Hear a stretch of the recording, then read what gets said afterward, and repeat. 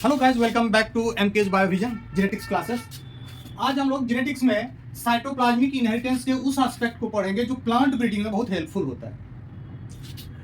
इसको कहते हैं cytoplasmic male sterility.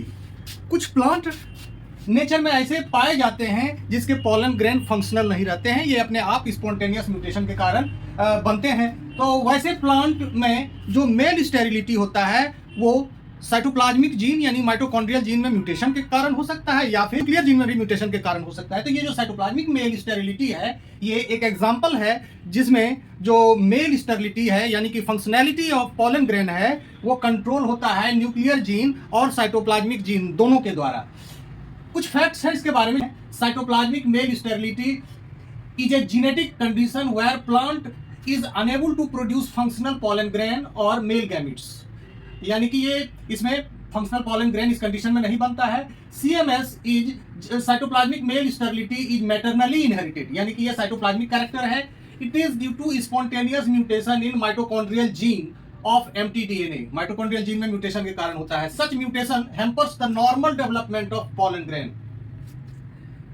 Third point है for self pollinating crops such as maize, rice, maize, cotton, rice, pulses and many vegetables, cytoplasmic male sterility is a great help for the plant breeders in producing hybrid seeds। यानी कि ये जो property है cytoplasmic male sterility का वो plant breeders काफी इस्तेमाल करते हैं क्योंकि उन्हें मास पॉलिनेशन कराना रहता है और हाइब्रिड सीड को बनाना रहता है। तो ये हाइब्रिडाइजेशन एक्सपेरिमेंट में काफी हेल्पफुल होता है। Pollen sterility in general is due to interaction of cytoplasmic and nuclear gene. जैसा कि मैंने पहले कहा कि ये दोनों के दोनों रिस्पॉन्सिबल हैं, न्यूक्लियर और साइटोप्लाज्मिक जीन दोनों के कारण ये हो सकते हैं। Some nuclear genes can restore the fertility in cytoplasmic male sterile plant. Such nuclear genes are called restorer gene. Cytoplasmic male sterility को सबसे पहले रोड्स ने स्टडी किया था इन द ईयर 1933।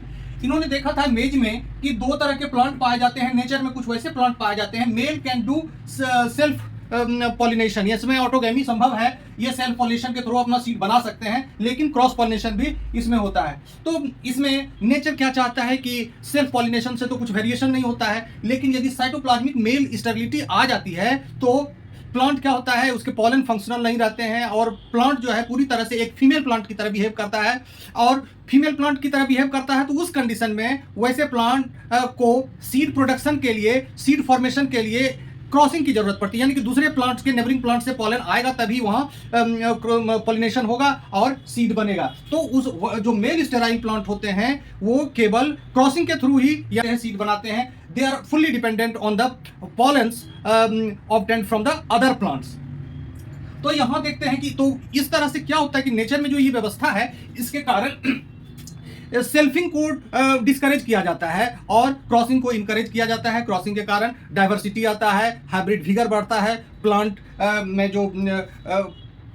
जो पोटेंशियल है ग्रोथ का और सर्वाइवल का वो बढ़ता है। तो फैक्टर है मेल स्टेरिलिटी का वो due to defect in mitochondrial gene और म्यूटेशन इन माइटोकॉन्ड्रियल जीन। तो इसके न्यूक्लियर जीन दुरुस्त हैं लेकिन माइटोकॉन्ड्रियल जीन में म्यूटेशन है, इस कारण ये मेल स्टेराइल हो गया है। चूंकि ये माइटोकॉन्ड्रियल जीन में म्यूटेशन है इसीलिए हम इसको साइटोप्लाज्मिक मेल स्टेरिलिटी कहते हैं। Mitochondria is the part of the cytoplasm. तो अब ये इससे यदि हम क्रॉस कराते हैं एक मेल फर्टाइल प्लांट का तो हम देखते हैं कि न्यूक्लियर जीन 50-50% आ जाता है, इसका भी 50%, इसका भी 50%, लेकिन साइटोप्लाज्म है ओनली थ्रू एग आता है। तो एग के थ्रू साइटोप्लाज्म आता है। ये तो F1 जनरेशन क्या होगा, ये स्टेराइल होगा क्योंकि sterility is due to cytoplasmic gene. और वो कहां से आता है, एग से आता है। पॉलन में कोई साइटोप्लाज्म नहीं पाया जाता है और पॉलन के थ्रू ये कैरेक्टर नहीं आता है। तो इसका फायदा क्या है, इसका फायदा क्या है कि हम देखते हैं कि दो वैरायटी है ए और बी, इसको मैंने क्रॉस कराया है। एक है साइटोप्लाज्मिक मेल स्टेराइल लाइन जिसके द्वारा जो F1 जनरेशन बनता है वो स्टेराइल बनता है, और एक वैरायटी है जिसके इलीट जीन है, मतलब अच्छे क्वालिटी के जीन है। अब हम चाहते हैं कि इसका जीन हम रख लें, इसका जीन हम रखें ताकि फर्दर क्योंकि ब्रीडिंग एक्सपेरिमेंट हमेशा चलते रहता है तो ताकि हम बी के जर्म प्लाज्म का आगे हम ब्रीडिंग के लिए इस्तेमाल करें। तो हम कैसे इसके लिए क्या करते हैं कि ए और बी को क्रॉस कराएंगे तो 50-50% बी के जीन आए और 50% ए के आए, लेकिन नेक्स्ट जनरेशन में फिर हम बैक क्रॉस कराते हैं तो इसका जीन आ जाएगा और इसमें 75% जो है बी के जीन आ जाएंगे और इसमें ए के जीन मात्र 25% रहेंगे। इसी तरह से हम रिपीटेड बैक क्रॉस कराएंगे। किसका? ये जो हमको लाइन मिलेगा cytoplasmic mail line, cytoplasmic male sterile line जो मिल रहा है उसका हम बराबर बी से बैक क्रॉस कराते हैं, रिपीटेड बैक क्रॉस। तो धीरे धीरे क्या होता है कि हमें एक साइटोप्लाज्मिक मेल स्टेराइल लाइन मिलता है जिसके जीन जो होते हैं बी के होते हैं लेकिन साइटोप्लाज्म ए के होते हैं। तो इस तरह से ये क्या हुआ, साइटोप्लाज्मिक मेल स्टेराइल लाइन हो गया। अब इसका फायदा क्या है? C is a cytoplasmic male sterile line with gene of B.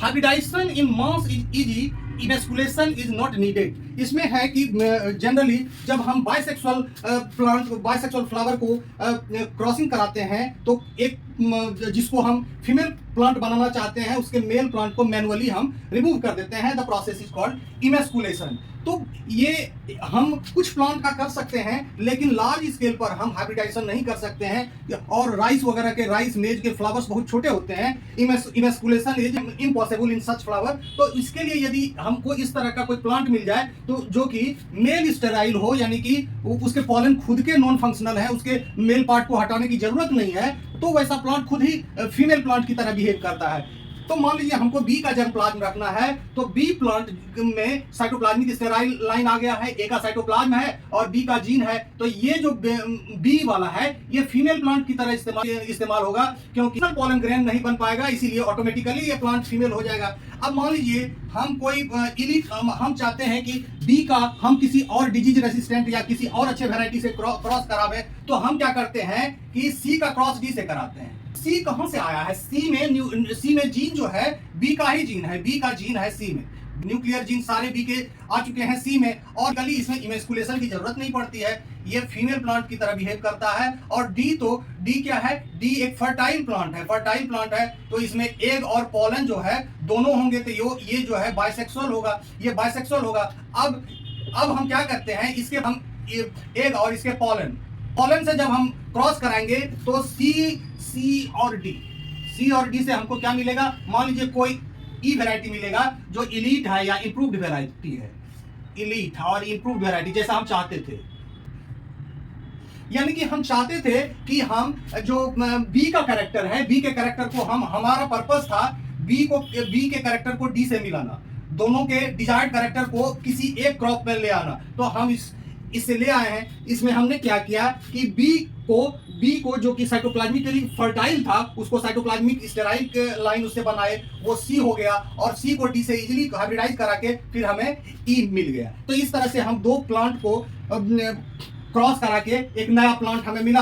अब ये क्या करता है कि ये प्लांट भी तो साइटोप्लाज्मिक स्टेराइल होगा। सीड हमेशा फर्टाइल होना चाहिए, जो हम सीड देते हैं फार्मर्स को, that must be fertile. There are certain genes that can restore the fertility. Fertility restorer gene मैंने पहले ही कहा है कि न्यूक्लियर जीन, कुछ जीन होते हैं न्यूक्लियर जीन तो फर्टिलिटी रिस्टोरर का काम करते हैं। रिस्टोरर जीन आर है तो ये आर जो है, आर या होमोजाइगस कंडीशन में रहे या फिर हेट्रोजाइगस कंडीशन में रहे। ये इसको यदि हम क्रॉस कराते हैं तो प्लाज्मिक मेल स्टेराइल प्लांट से क्रॉस कराते हैं तो हमको मेल फर्टाइल प्लांट मिलता है। बी और डी के हाइब्रिडाइजेशन से जो हमें ई प्लांट मिला वो साइटोप्लाज्मिक मेल स्टेराइल था, उसको हम एक रिस्टोरर वैरायटी से क्रॉस कराया तो हमें जो भी हाइब्रिड सीड था वो सारे के सारे फर्टाइल थे। ये हाइब्रिड फर्टाइल सीड। तो इस तरह से हम लोग साइटोप्लाज्मिक मेल स्टेरिलिटी का प्लांट ब्रीडिंग में इस्तेमाल करते हैं।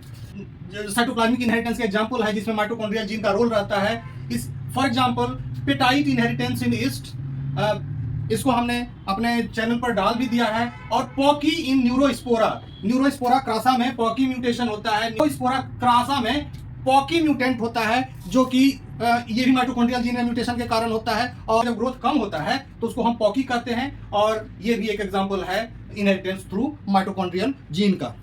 Okay, thank you. आज के लिए इतना ही। हमारे चैनल को देखते रहिए। Thanks for watching. Bye bye, take care.